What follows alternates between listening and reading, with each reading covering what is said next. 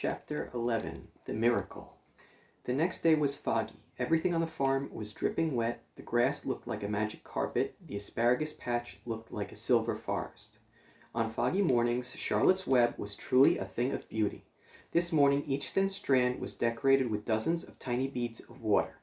The web glistened in the light and made a pattern of loveliness and mystery like a delicate veil. Even Lurvy, who wasn't particularly interested in beauty, noticed the web when he came with the pig's breakfast. He noticed how clearly it showed up and he noted how big and carefully built it was.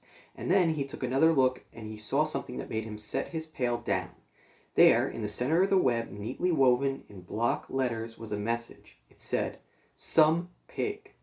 Lurvy felt weak. He brushed his hands across his eyes and stared harder at Charlotte's Web.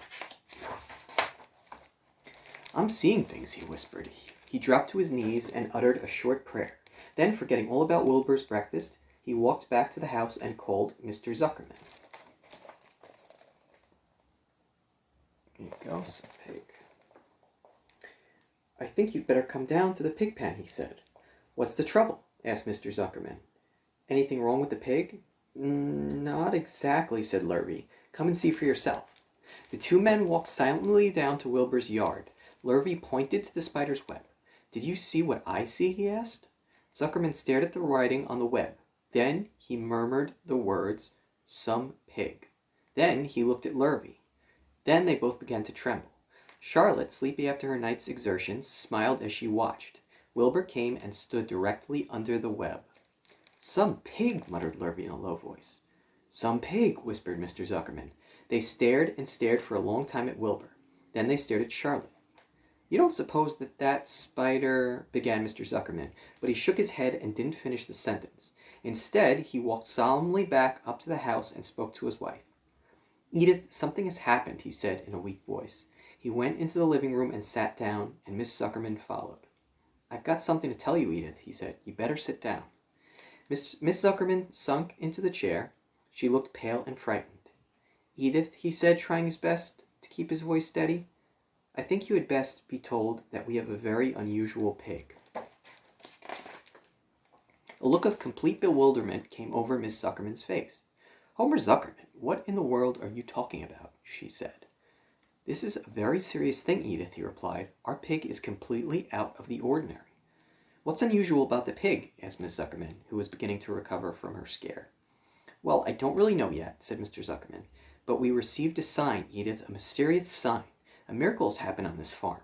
There is a large spider's web in the doorway of the barn cellar right over the pig pen, and when Lurvy went to feed the pig this morning, he noticed the web because it was foggy, and you know how a spider's web looks very distinct in a fog. And right spang in the middle of the web, there were the words, 'Some pig.' The words were woven right into the web. They were actually part of the web, Edith, I know, because I have been down there and seen them. It says 'Some pig,' just as clear can be. There can be no mistake about it. A miracle has happened and a sign has occurred here on Earth, right on our farm, and we have no ordinary pig." "Well," said Miss Zuckerman, "it seems to me you're a little off. It seems to me we have no ordinary spider." "Oh, no," said Zuckerman, "it's the pig. That's unusual. It says so, right there in the middle of the web." "Maybe so," said Miss Zuckerman. "Just the same, I intend to have a look at that spider." "It's just a common gray spider," said Zuckerman. They got up, and together they walked down to Wilbur's yard. "You see, Edith, it's just a common gray spider." Wilbur was pleased to receive so much attention. Lurvy was still standing there, and Mr. and Miss Zuckerman, all three, stood for about an hour reading the words on the web over and watching Wilbur. Charlotte was delighted with the way her trick was working. She sat without moving a muscle and listened to the conversation of the people. When a small fly blundered into the web, just beyond the word pig, Charlotte dropped quickly down, rolled the fly up, and carried it out of the way. After a while, the fog lifted. The web dried off, and the words didn't show up so plainly. The Zuckermans and Lurvy walked back to the house. Just before they left the pig pen, Mr. Zuckerman took one last look at Wilbur. "You know," he said in an important voice, "I've thought all along that the pig of ours was an extra good one. He's a solid pig. That pig is as solid as they come." "You notice how solid he is around the shoulders, Lurvy?" Sure I do," said Lurvy. "I've always noticed that pig. He's quite a pig." "He's long and he's smooth," said Zuckerman. "That's right," agreed Lurvy. "He's as smooth as they come. He's some pig." When Mr. Zuckerman got back to the house, he took off his work clothes and put on his best suit. Then he got into his car and drove to the minister's house. He stayed for an hour and explained to the minister that a miracle had happened on the farm. So far, said Zuckerman, only 4 people on Earth know about this miracle. Myself, my wife Edith, my hired man Lurvy, and you. Don't tell anybody else, said the minister. We don't know what it means yet, but perhaps if I give thought to it, I can explain it in my sermon next Sunday. There can be no doubt that you have a most unusual pig. I intend to speak about it in my sermon and point out the fact that this community has been visited with a wondrous animal. By the way, does the pig have a name? Why, yes, said Mr. Zuckerman. My little niece calls him Wilbur. She's a rather queer child, full of notions. She raised the pig on a bottle, and I bought him from her when he was a month old. He shook hands with the minister and left. Secrets are hard to keep. Long before Sunday came, the news spread all over the county. Everybody knew that a sign had appeared in a spider's web on the Zuckerman place. Everybody knew that the Zuckermans had a wondrous pig. People came from miles around to look at Wilbur and to read the words on Charlotte's web. The Zuckermans' driveway was full of cars and trucks from morning till night. Fords and Chevys and Buick Roadmasters and GMC pickups.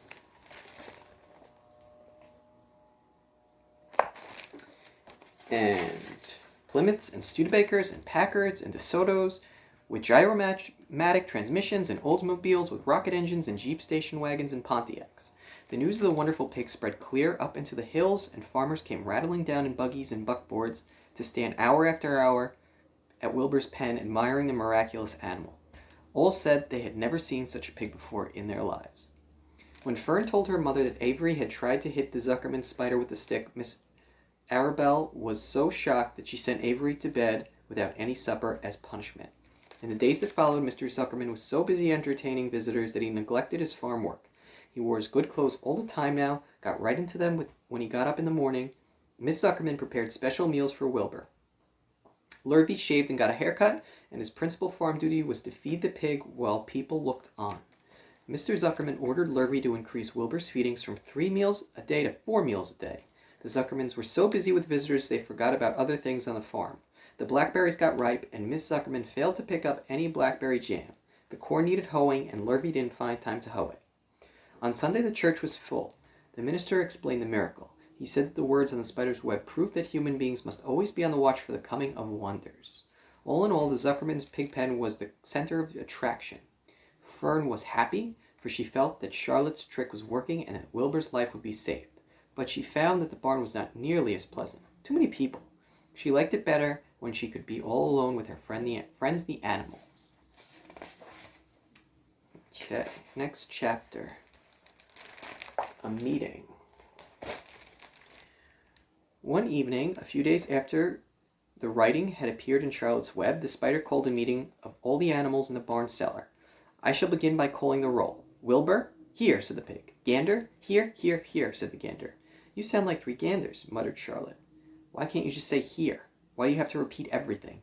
It's my idiosyncrasy, replied the gander. Goose, said Charlotte. Here, here, here, said the goose. Charlotte glared at her. Goslings 1 through 7. B-B-B, B-B-B, B-B-B, B-B-B, B-B-B, B-B-B, B-B-B, said the goslings. This is getting to be quite a meeting, said Charlotte. Anybody would think we had 3 ganders, 3 geese, and 21 goslings. Sheep?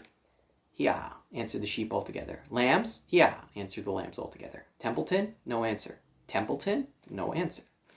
Well, we are all here except the rat, said Charlotte. I guess we can proceed without him.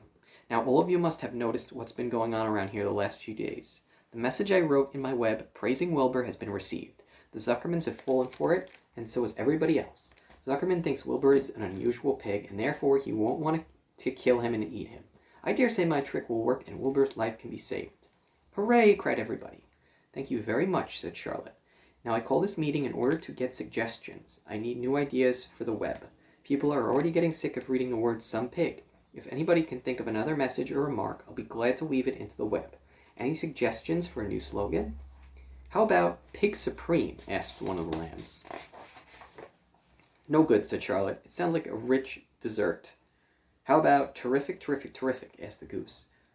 Cut that down to 1 terrific, and it will do very nicely, said Charlotte. I think terrific might impress Zuckerman.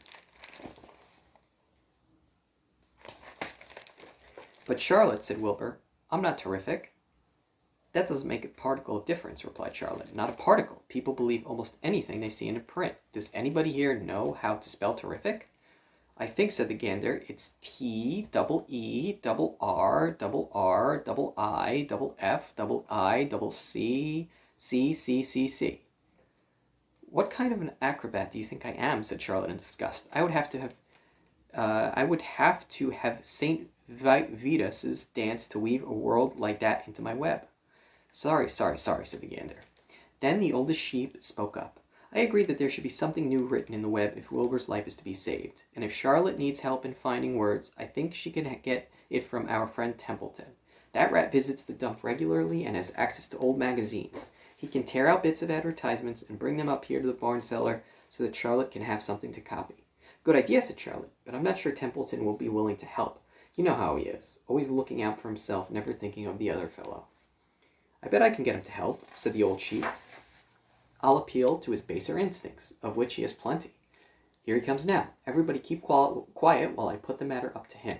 The rat entered the barn the way he always did, creeping along close to the wall. What's up, he asked, seeing the animals assembled. We're holding a director's meeting, replied the old sheep. Well, break it up, said Templeton. Meetings bore me. And the rat began to climb a rope that hung against the wall. Look, said the old sheep. Next time you go to the dump, Templeton brings back a clipping from a magazine. Templeton, bring back a clipping from the magazine. Charlotte needs new ideas so she can write messages in her web and save Wilbur's life. Let him die, said the rat. I should worry. You'll worry all right when next winter comes, said the sheep. You'll worry all right on a zero morning next January when Wilbur is dead and nobody comes down here with a nice pail of warm slops to pour into the trough. Wilbur's leftover food is your chief source of supply, Templeton. You know that. Wilbur's food is your food. Therefore, Wilbur's destiny and your destiny are closely linked. If Wilbur is killed and the trough stands empty day after day, you'll grow so thin we can look right through your stomach and see objects on the other side. Templeton's whispers quivered. Maybe you're right, he said gruffly. I'm making a trip to the dump tomorrow afternoon. I'll bring back a magazine clipping if I can find one. Thanks, said Charlotte.